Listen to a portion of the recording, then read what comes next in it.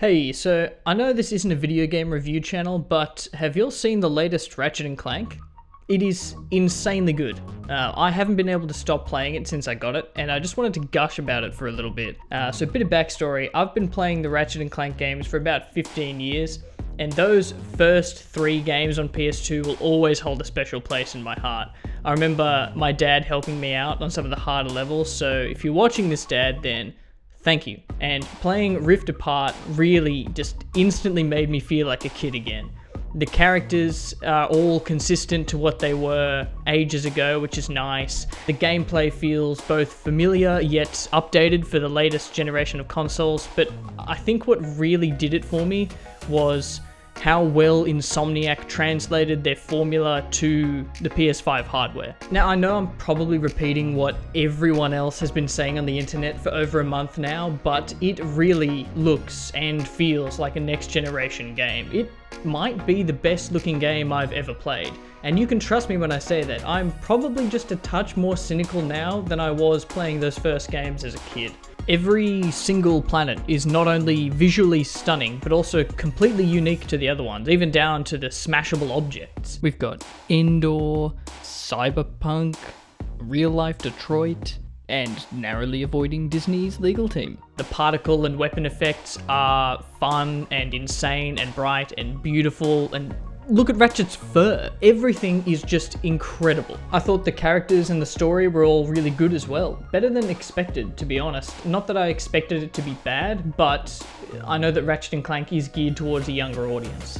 I found Rivet as a second Lombax to work really well into the established lore and just with her backstory as a character by herself. I thought that was really interesting, and especially her relationship with Kit, who is Clank's dimensional counterpart.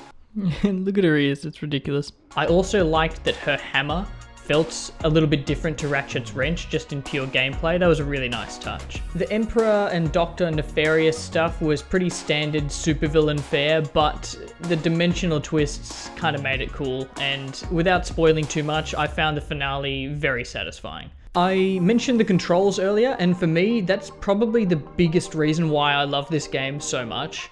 It feels like a Ratchet and Clank game, but the PS5 DualSense controller just makes it so much better. You can feel every single bolt sliding into your inventory, and every weapon feels different and super weighty just when you pull the trigger, which makes every combat feel intense and really badass. Combat in general is really chaotic, as you can expect from Ratchet and Clank, but no matter how many enemies, projectiles, and effects there were on screen, it never lagged. The movement is also better than any other Ratchet and Clank game. In fact, I think it's almost up there with like Miles Morales levels of fun to just move around the map. About halfway into the game, you get these like rocket boots that pretty much allow you to ice skate everywhere super fast.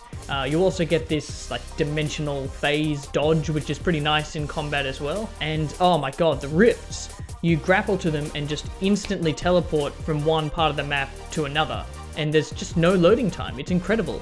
It's something like that could have never been made on previous generations of consoles. I do agree with the criticism I've seen online that there is a little lacking in the way of enemy variation, and there were times when sections of the game felt a bit easy, but to be honest, there's so much to do and see that I never felt bored. There's a fair bit of side content. There's the arena at Xerxes. I think there's 2 different minigames where you play as Clank, and also this little virus zapping robot called Glitch, and the little race-like sections where you either use your rocket boots or ride on these weird snail horses. Although I would like to say that controlling Trudy, the like dragon insect thing, while she's in the air, very annoying. Anyway, I really just wanted to share my love for this game and kind of just the PS5 in general. I think it's really impressive what they've managed to do with this hardware, and the game itself is a really solid experience. So, sorry that I've rambled, hope you enjoyed. Like and subscribe, and have a good one.